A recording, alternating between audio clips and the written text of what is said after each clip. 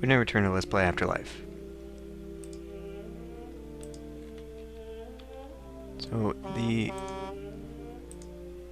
fate structures should be filling up soon. At least, these two should. Let's talk about the damned.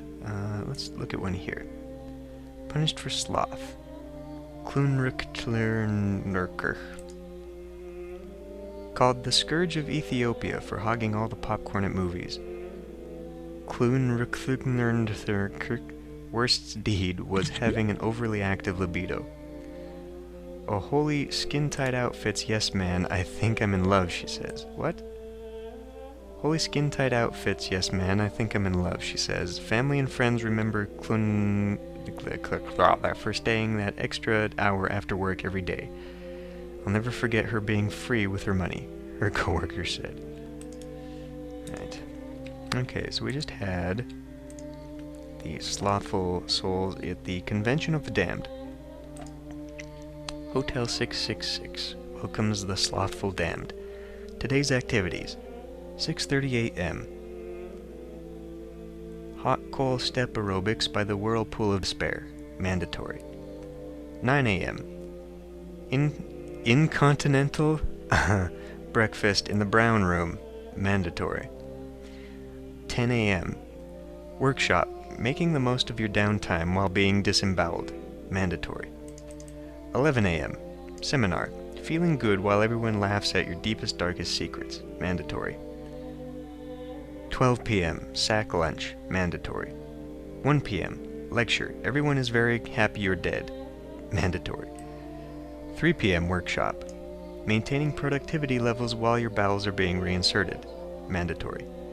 5 p.m. Dinner in the yellow room, featured entertainer will smash a large vegetable with a hammer, laughter mandatory. 7 p.m. Lights out for the damned, those not reporting to their rooms will be punished. 8 p.m. to 5 a.m. Motel-wide party, demons only.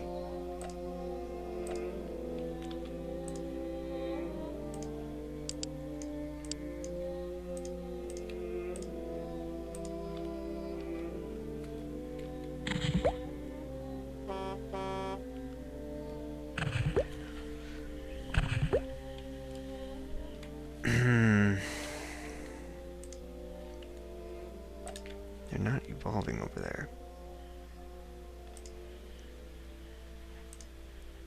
Yeah, they're all a little bit too good. I could change that, of course, by influencing the planet. Why don't I do that, actually, after I read this? The Infernal Institutes of Irony. And this is our first 3-by already, wow. The caseworkers of the Infernal Institutes of Irony are famed throughout the afterlife for their ability to figure out the most ironic punishments a soul could suffer, then met them out with demonic gusto. Unfortunately, such one-on-one attention makes the I considerably more inefficient than your average punishment, but they make up for it in creativity. Really? It's putting out very good vibes. That's not good. That's not good at all.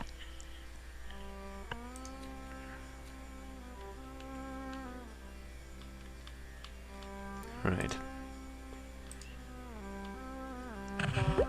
Well, I guess I can go ahead and put a ring. That is going to be a problem. So I guess I will extend the road that way.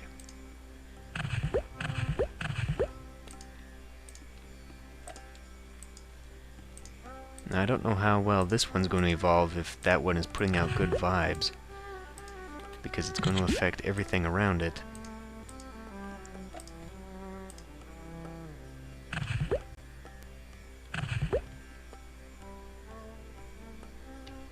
Oh. The blue just made an upgrade. The Inquisition. Few things in Afterlife give as much joy to demons as extracting false confessions from once proud souls. As you would imagine, the Inquisition is one of the happiest places in hell. For demons, anyway.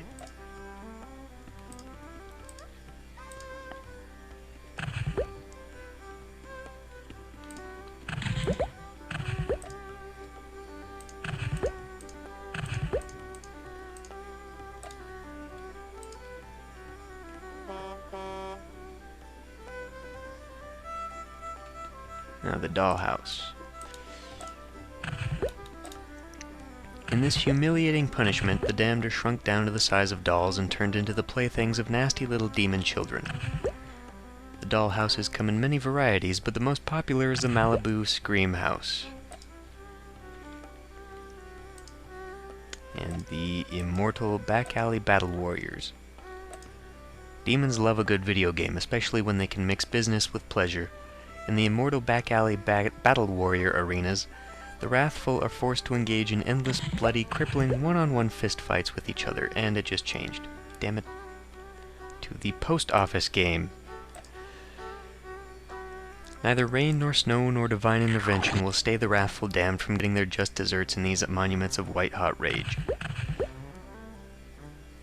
One group of the damned is forced by demonic supervisors to sort through hell's mail, which, as you might imagine, is poorly addressed, smells funny, and very often explodes, at an inhuman pace. The rest of the damned are fated to stand in a never-moving line laden with important, heavy, leaking packages. Every time someone gets close to the front of the line, all the windows close for lunch.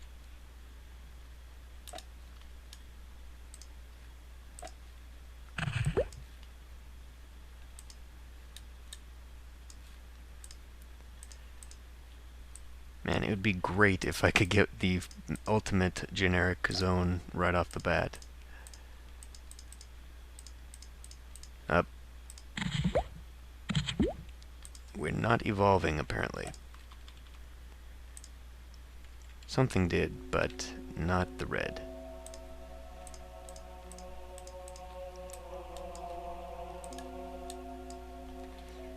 Okay, well, I guess I'll just put in another one then.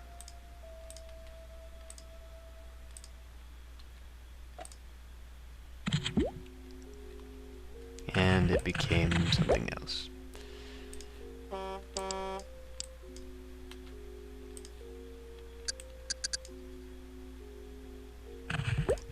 It became Terrorville. There are no innocents in this eternally bombed-out city where random vicious acts of terrorism can strike at any time, any place. This game was made in '96, I believe. Here are the Back Alley Battle Warriors.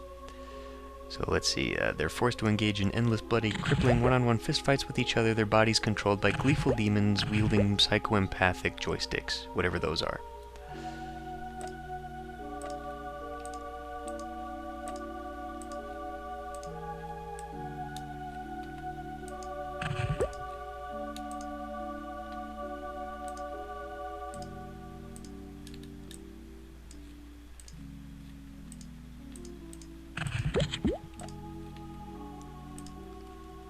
Something big just evolved. Oh yes, over here. The You Bet Your Afterlife. In heaven, game shows are cerebral, fun, and played for fantabulous prizes that are given away to charity. In hell, game shows are inane, degrading, rigged, disturbingly preoccupied with entry wounds, and no one ever wins the big prize, a get-out-of-hell-free card.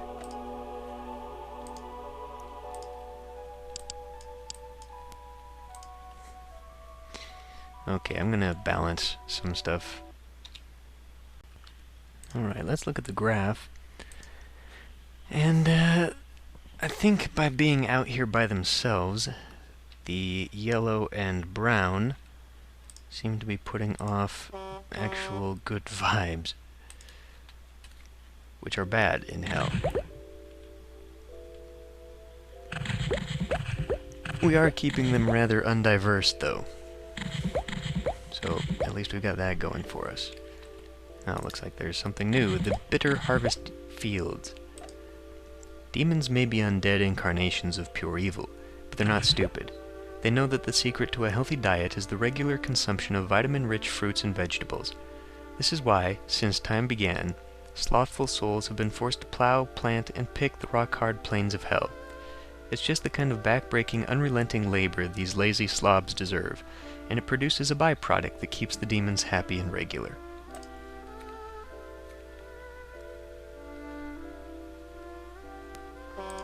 How we doing everywhere else? 88% imported demons. Okay. Astro Dweeb for a overall spiffiness. Topias are still very, very empty. And we don't have anyone actually believing only in hell yet. I think this is saying that 72% believe in reincarnation. Ooh. We've got ourselves another one.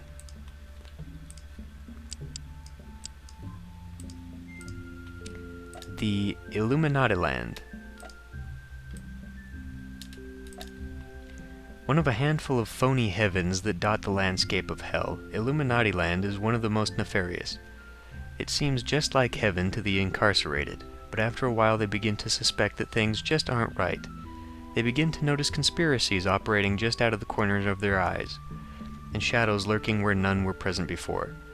When the damned try to tell their friends about the big lie, they're initially receptive, then are mysteriously co-opted by the mysterious men in black. Eventually, the damned collapse into gibbering paranoia, spouting theories so insane that even Oliver Stone would dismiss them as too wacky.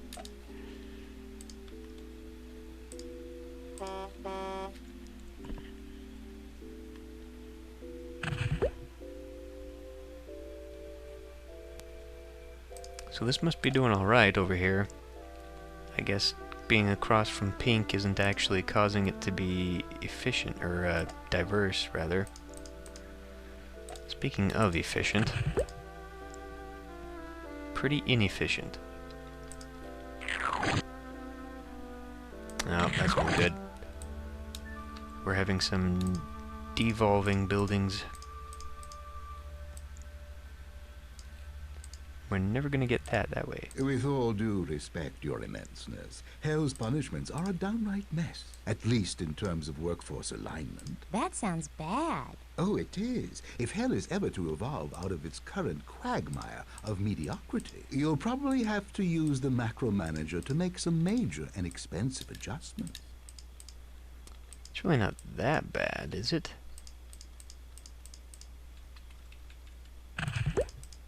I guess it is. Time for another change.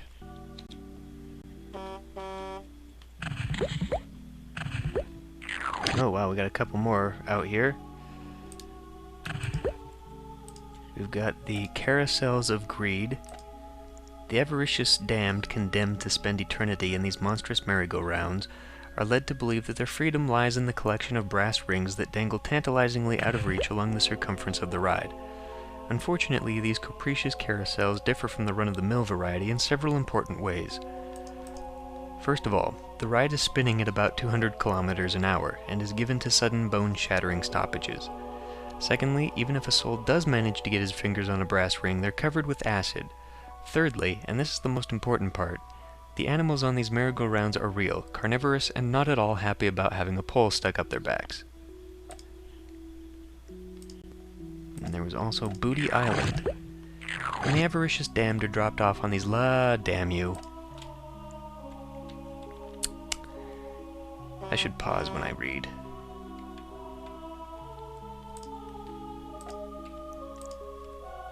So, was that better or worse than what we just... Okay, there it is again. Let's pause this time. When they're dropped off on these lush tropical islands, they're given a cutlass, a shovel, and told that somewhere on the island there's a treasure beyond all imagining. If they could overcome their greedy natures, these damned souls could probably lead a rather pleasant afterlife amongst the luscious flora and fauna.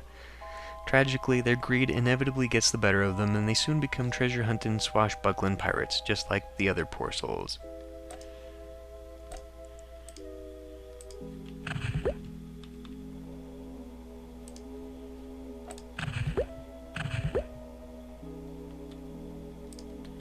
I can't tell if these are getting better or worse.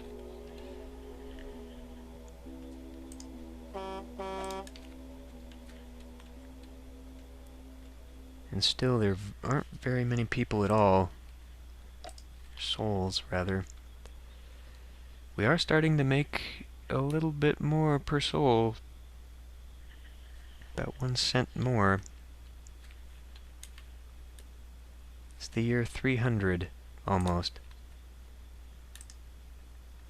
Population is spreading a bit. Right, I was gonna do some expensive little changes. Let's find one of the most populated areas, which would be this area. And let's slow this down. And let's make them believe only in hell. We'll spend... oh, about... no, that's kind of a lot. Alright, about 9,000 pennies. You inspired the politician to acclaim the wonders of Oprah-ism, which is only pit realms exist. Or only pit realms after or something. Anyway, the effects spread far and wide. So, they should start believing only in hell soon, hopefully. I could also... this is still the most populous area, isn't it? Not necessarily anymore, no. Down here is. And let's see, we can bring it... oh man. To make them believe more... wow, that's just too much. 65,000. Okay, 21,000 is a little bit better. It's not going to do too much. You inspire the gifted painter Clack Tack Clack. Ah, see, it's a little bit more immoral, a little bit more demonic now. Yes, and we can see that all these little bars are now going towards sin.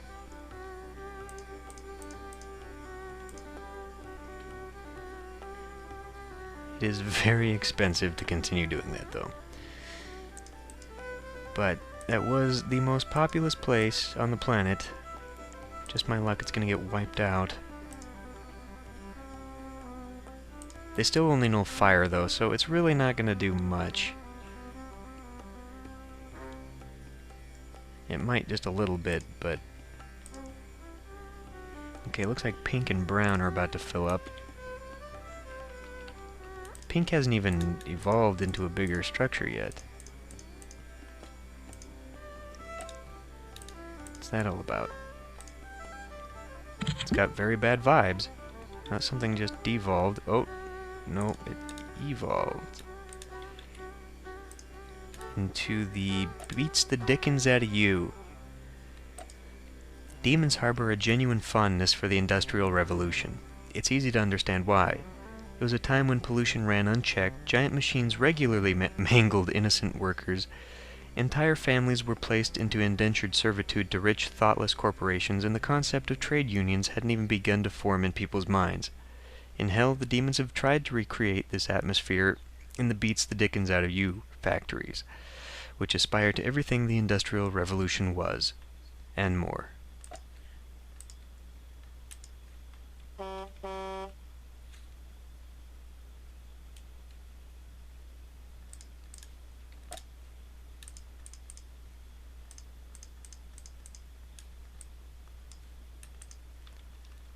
$40,000 souls.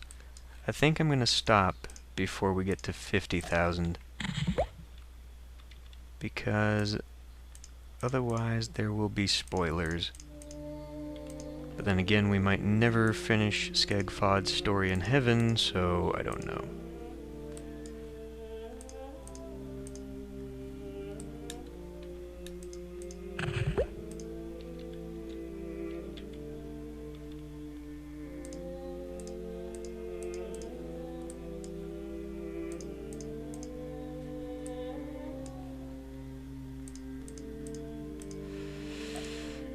Let's look at another what was that?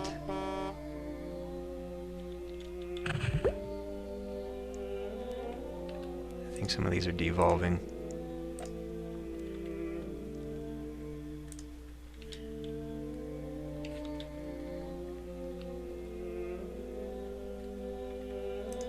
I was going to look at another soul here.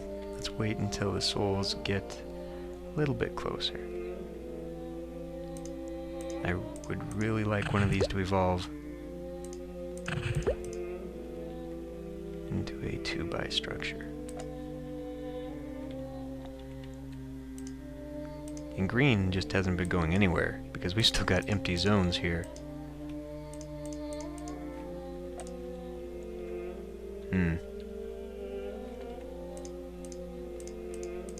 Same as brown. Okay, well, before we get too far along, let's end the video with an avaricious soul. Klunruktakluktaka. Known as the Plague of the Aegean Sea for founding Cat's Old New York Deli, Klunruktaklukta's worst deed was pouting to get her way. Hunting, it's the new sport, I tell you, she says. Family and friends remember Klunruktak for giving free domestic partners to all. I'll never forget her avoiding Rachel Brothers' funhouse like nobody's business, her neighbor said. Right, let's actually look at a wrathful soul. Venice. Memorial services were held today for considered by many to be one of the top 459 dentists in the world. Many affluent luminaries spoke before the crowd of 400. I think we've done something similar to this before. Of 4 million, including Clack to Clue, yes, who recalled de Clack as a contented Embo who always avoiding Lazy Horse 4 like nobody's business at least 11 times a day. What? Whether she wanted to or not. Other speakers, especially Clan, make it clear that they were there to bury not to praise her. Let's face it, said the noted dentist. Could be a real dork. When I think of how she nearly blew all of her pound on freeloading, it made me want to scream, "Liver, it's just not for breakfast anymore," to the unfeeling universe. Died 5 weeks ago in an as-yet unexplained accident involving a watercraft and an Amigo 6000 computer system. Yeah, this is pretty much just ad-libs filled in for these descriptions, I think. Oh well. Anyway, I'm going to stop it here, probably go back to heaven, because I really want to do that before we get to 50,000 souls in hell. So, I will see you next time.